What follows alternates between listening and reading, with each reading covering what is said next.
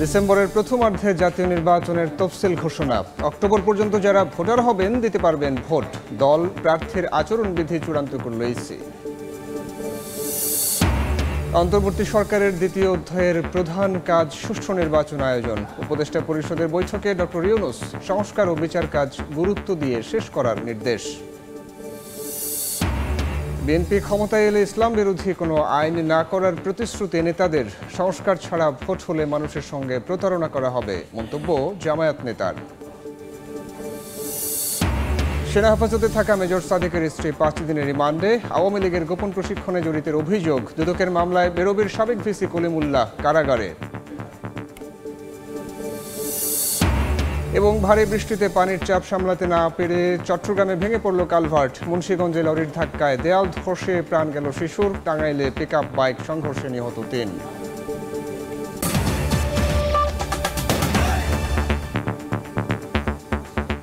জনপদের সময় সঙ্গে আছি আমি সাইফুল রুদ্র।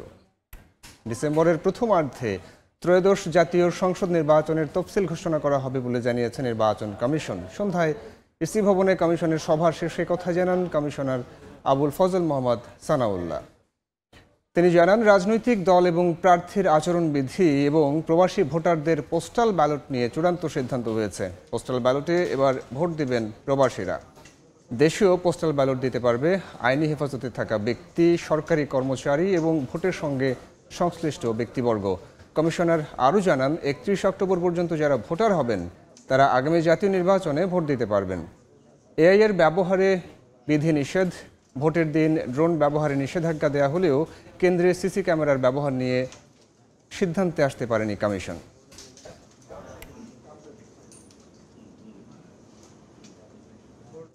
আমাদের পক্ষ থেকে ঘোষণাটা আসবে 2 মাস আগে, আনুমানিক যেদিন আমরা শিডিউল ঘোষণা করব। সো আপনারা ধরেই নিতে পারেন এই শিডিউল ঘোষণার কাজটা আমাদের ডিসেম্বর মাসের প্রথম অর্ধেই আপনারা পাবেন। প্রধান উপদেষ্টা যে বক্তব্যটা দিয়েছেন, ফেব্রুয়ারি মাসে রমজান শুরুর আগে নির্বাচন করার ব্যাপারে আমাদেরকে প্রস্তুতি নিতে বলা হয়েছে। প্রার্থী এবং দলের যে আচরণবিধির খসড়া ছিল, যেটার উপরে আমরা মতামত নিয়েছিলাম অনলাইনে এটা দেওয়ার পরে, সেটার ভিত্তিতে আজকে এই আচরণবিধি চূড়ান্ত করা হয়েছে। পোস্টাল ভোটিংয়ের ব্যাপারে আউট অফ কান্ট্রি ভোটিং এবং ইন কান্ট্রি পোস্টাল ভোটিং, অর্থাৎ ব্যালট পেপারের পোস্টাল ব্যালটের মাধ্যমে যারা ভোট দিবেন সেটা নিয়ে আলোচনা করেছে। আরপিও সংশোধনী সমূহ এটা শুরু করতে পেরেছি আমরা, একটা পর্যায় পর্যন্ত গিয়েছি, এটা কন্টিনিউ করবে আগামী সপ্তাহে।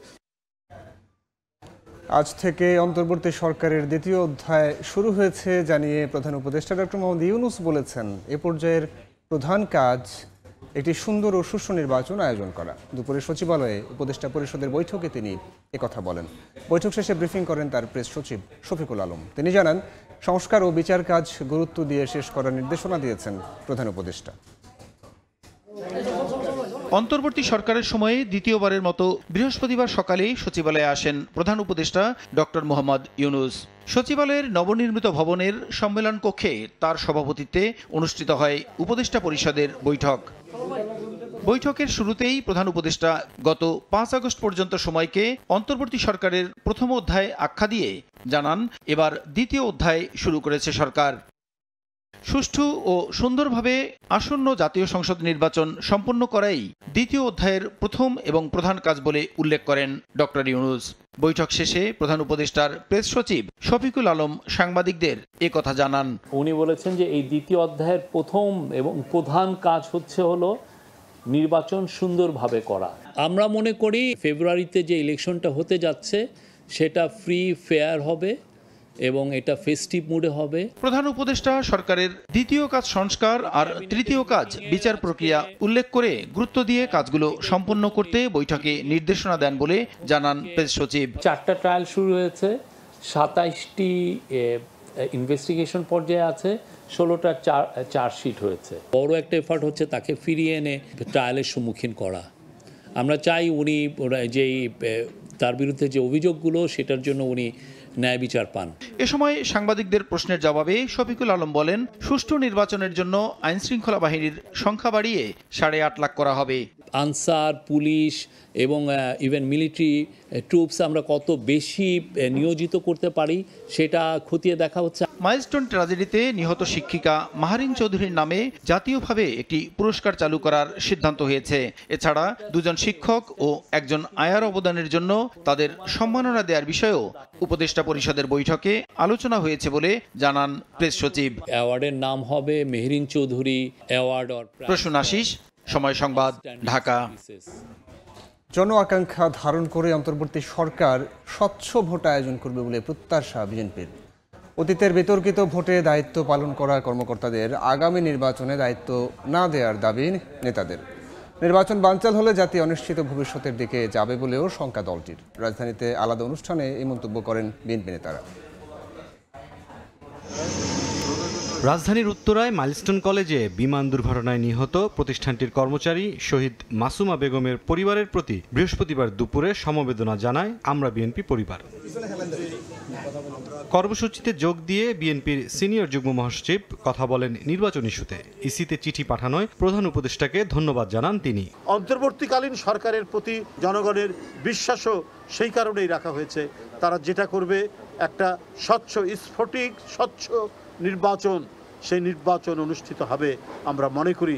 সকালে জাতীয় প্রেস ক্লাবে জুলাই ঘোষণাপত্র ও জাতীয় নির্বাচনের তারিখ ঘোষণা, অবাধ, সুষ্ঠু ও নিরপেক্ষ নির্বাচনই আমাদের প্রত্যাশা শীর্ষক এই গোল টেবিলে যোগ দেন বিএনপি চেয়ারপারসনের 2 উপদেষ্টা। অবৈধ নির্বাচনে দায়িত্ব পালন করা কর্মকর্তাদের আগামী নির্বাচনে দায়িত্ব না দেওয়ার দাবি জানান তারা। কবর থেকে উঠিয়ে লোকের দ্বারা ভোট দিয়ে যে কলঙ্ক সৃষ্টি করেছে, এইসব অফিসাররা যেন আগামী ফেব্রুয়ারি নির্বাচনে কোথাও দায়িত্ব না পায়। জাতীয় প্রেস ক্লাবে অপর এক অনুষ্ঠানে বিএনপির ভাইস চেয়ারম্যান শামসুজ্জামান দুদু বলেন, নির্বাচন না হলে জাতি এক অনিশ্চিত ভবিষ্যতের দিকে যাবে। কেউ কেউ বলেই ফেলেছে, তাদের দাবি অনুযায়ী পদক্ষেপ না নিলে নির্বাচন তারা প্রতিহত করবে। এই নির্বাচন না হলে দেশ একটা অনিশ্চিত গন্তব্যের দিকে যাবে। এদিকে গুলশানে নিজ বাসায় সাংবাদিকদের সঙ্গে মতবিনিময়ে সরকারকে আইন শৃঙ্খলা পরিস্থিতি উন্নয়নে পদক্ষেপ নেওয়ার আহ্বান জানান দলটির স্থায়ী কমিটির সদস্য সালাউদ্দিন আহমদ। আইন শৃঙ্খলা নিয়ন্ত্রণের জন্য যে সমস্ত প্রায়োরিটি ফিক্স করা উচিত ছিল তারা সেটাতে গুরুত্ব দেননি। আগামী নির্বাচন সফল করতে সব রাজনৈতিক দলকে ঐক্যবদ্ধ থাকার আহ্বান বিএনপি নেতাদের। আমরাও যদি সরকার পরিচালনার দায়িত্ব পাই সেই ভাবনা আমাদেরও আছে। মুরসালিন হক জুনায়েদ, সময় সংবাদ, ঢাকা। নির্বাচনের সময় ঘোষণাকে ইতিবাচক উল্লেখ করে প্রয়োজনীয় সংস্কার ছাড়া নির্বাচন দিলে জনগণের সঙ্গে প্রতারণা করা হবে বলে মন্তব্য করেছেন জামায়াতের সেক্রেটারি জেনারেল মিয়া গোলাম পরোয়ার। বিকেলে জাতীয় প্রেস ক্লাবে বাংলাদেশ আদর্শ শিক্ষক ফেডারেশন আয়োজিত আলোচনা সভায় এই মন্তব্য করেন তিনি। এ সময় তিনি বলেন, জুলাই ঘোষণাপত্রে ইসলামপন্থীদের অবদান মূল্যায়িত হয়নি। ঘোষণাপত্রে একটি নির্দিষ্ট দলের চিন্তা চেতনা প্রকাশ পেয়েছে বলে রাজনীতির ময়দানে গুঞ্জন উঠেছে বলেও মন্তব্য করেন জামায়াতের এই শীর্ষ নেতা।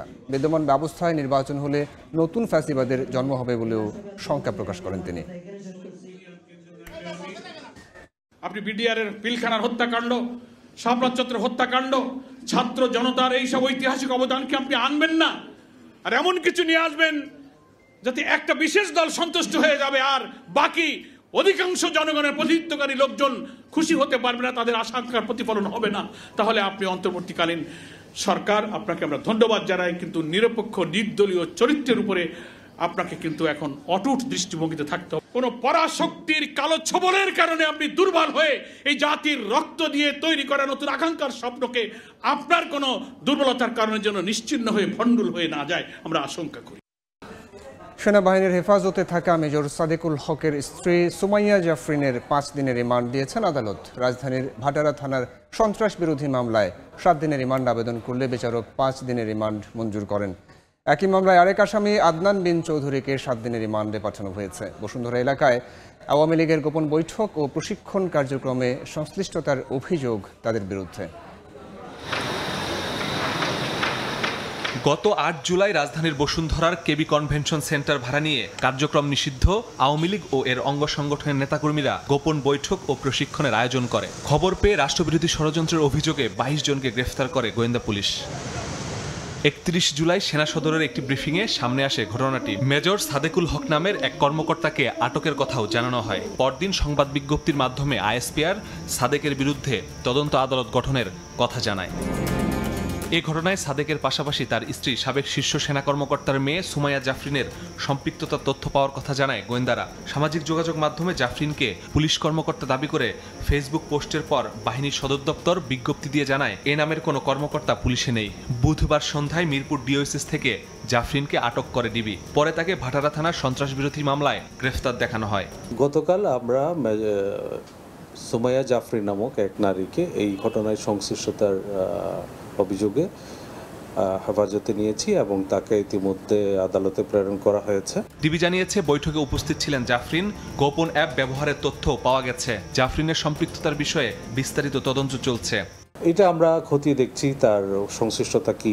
এদিকে জাফরিন ছাড়াও এ মামলায় আদনান বিন চৌধুরী নামের আরও একজনকে গ্রেফতার করেছে ডিবি। দুপুরে দুজনকে আদালতে তুলে 7 দিন করে রিমান্ড আবেদন করা হয়। আদালত জাফরিনের 5 ও আদনানের 7 দিনের রিমান্ড মঞ্জুর করেন। এ সময় জাফরিন নিজেকে নির্দোষ দাবি করে রিমান্ডে না পাঠানোর অনুরোধ করেন। মাসুদুর রহমান, সময় সংবাদ, ঢাকা। দুর্নীতির মামলায় গ্রেফতার বেগম রোকেয়া বিশ্ববিদ্যালয়ের সাবেক ভিসি অধ্যাপক নাজমুল হাসান কলিমুল্লাহকে কারাগারে পাঠিয়েছেন আদালত। বৃহস্পতিবার তাকে ঢাকার সিএমএম আদালতে হাজির করা হলে আদালত এই আদেশ দেন। এর আগে রাজধানী মোহাম্মদপুর থেকে ডিবি পুলিশ তাকে গ্রেফতার করে এবং দুদকের কাছে হস্তান্তর করে। দুদকের মামলায় বলা হয়, বেগম রোকেয়া বিশ্ববিদ্যালয়ে উন্নয়ন প্রকল্পের নামে 4 কোটি টাকা আত্মসাৎ করেন সাবেক ভিসি কলিমুল্লাহ, AKM নুরুন্নবী সহ 5 জন। গেল জুনে তাদের বিরুদ্ধে মামলা করে দুদক। এদিন বেরোবের সাবেক 2 ভিসি কলিমুল্লাহ, AKM নুরুন্নবী সহ 5 জনের দেশ ত্যাগে নিষেধাজ্ঞা দেন আদালত। অতিরিক্ত বৃষ্টিতে পানির চাপ সামলাতে না পেরে চট্টগ্রামে ভেঙে পড়েছে কালভার্ট। গুরুত্বপূর্ণ চট্টগ্রাম খাগড়াছড়ি রাঙামাটি সড়ক ভেঙে যাওয়ায় ঝুঁকি নিয়ে এক পাশ দিয়ে চলছে যানবাহন। চট্টগ্রামের শীতল ঝর্ণা খালের প্রস্থ 12 ফুট, কিন্তু ওপরে কালভার্টের প্রস্থ মাত্র 6 ফুট। ভারী বৃষ্টিতে ভেঙে যায় 45 বছর আগের ইটের কাঠামোতে তৈরি কালভার্টটি। এতে চট্টগ্রাম রাঙামাটি খাগড়াছড়ি সড়কের এক পাশ বন্ধ হয়ে যায়। ঝুঁকি নিয়ে অন্য পাশ দিয়ে চলাচল করছে যানবাহন। সিটি মেয়র পরিদর্শন করে জানান, দ্রুত সময়ের মধ্যেই মেরামত করা হবে কালভার্টটি। এদিকে ভোর থেকে ভারী বৃষ্টিতে জলাবদ্ধতা সৃষ্টি হয় কাতালগঞ্জ, চকবাজার, আগ্রাবাদ সহ নিচু এলাকায়। বগুড়ায় এক গৃহবধূর রহস্যজনক মৃত্যু হয়েছে, তবে তাকে শ্বাসরোধে হত্যার অভিযোগে সতীনের বিরুদ্ধে সতীনকে আটক করেছে পুলিশ। অভিযুক্তকে গাছের সঙ্গে বেঁধে মারধর করে জনতা। ময়নাতদন্তের পরে ব্যাপারে আইনি ব্যবস্থা নেওয়া হবে বলে বলছে পুলিশ। স্বজনরা জানান, মোকামতলার অনন্তপুর গ্রামের দিনমজুর বকুল সাকিদার 5 বছর আগে রেণুবানুকে দ্বিতীয় বিয়ে করেন। এরপর থেকে প্রথম স্ত্রী পিয়ারার সঙ্গে বকুল ও তার দ্বিতীয় স্ত্রীর কলহ চলে আসছিল। বৃহস্পতিবার সকালেও রেণু ও পিয়ারার মধ্যে ঝগড়া বাঁধে। পরে নিজ ঘরে পিয়ারার মরদেহ দেখতে পায় স্বজনরা। এ সময় তাকে শ্বাসরোধে হত্যার অভিযোগ আনা হয় রেণুর বিরুদ্ধে। খবর পেয়ে পুলিশ তাকে উদ্ধার করে স্থানীয় জনপ্রতিনিধির জিম্মায় ছেড়ে দেয়। আমার ওই ফুবুক দেখতে পেয়েছিল না, আমার ওই চাচি বুঝছেন, কয়েকদিন পরপরই মারধর করেছিল। সুস্থভাবে জানি বিচার চাই আমরা, তদন্ত করে যদি মারিয়ে থাকে তে সুষ্ঠু বিচার হয়। পুলিশ বলছে, ময়নাতদন্ত প্রতিবেদন পেলে পরবর্তী আইনি ব্যবস্থা নেওয়া হবে। এই মুহূর্তে আমরা কাউকে আটক করি নাই, যেহেতু আমরা লাস্ট পোস্টমর্টমে প্রেরণ করে পোস্টমর্টম রিপোর্ট সাপেক্ষে পরবর্তী আইনগত ব্যবস্থা গ্রহণ করা হবে। পেয়ারার এক ছেলে সন্তান রয়েছে। আব্দুল আউয়াল, সময় সংবাদ, বগুড়া। রংপুরে অবসরপ্রাপ্ত কর্মচারী আঞ্জুমান বানু হত্যা মামলার আসামি আরমান আলীকে মৃত্যুদণ্ড দিয়েছেন আদালত। দুপুরে মহানগর দায়রা জজ আদালতের বিচারক মশিউর রহমান খান এই রায় দেন। মামলার বিবরণ থেকে জানা যায়, 2020 সালের 19 মে মোলাটুল এলাকায় জমি সংক্রান্ত বিরোধের জেরে আঞ্জুমান বানুকে কুপিয়ে হত্যা করে দুর্বৃত্তরা। এই ঘটনায় নিহত আঞ্জুমান বানুর স্বামী বাদী হয়ে কোতোয়ালি থানায় হত্যা মামলা করেন। পরে পুলিশ তদন্ত করে আসামি আরমানকে গ্রেফতার করে। জিজ্ঞাসাবাদে আরমান হত্যাকাণ্ডের কথা স্বীকার করে আদালতে 164 ধারায় জবানবন্দি প্রদান করে। দীর্ঘ 5 বছর মামলা চলার পর 12 সাক্ষীর সাক্ষ্য গ্রহণ শেষে আদালত আসামির উপস্থিতিতে এই রায় দেন।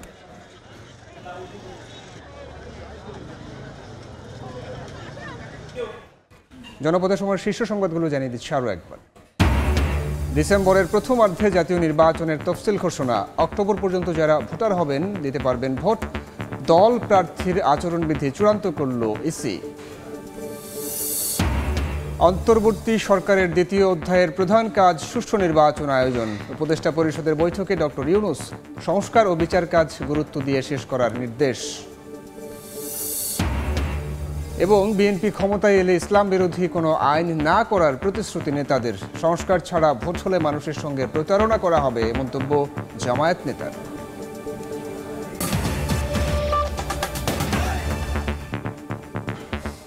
ছিল জনপদের সময়, সঙ্গে থাকুন সময়।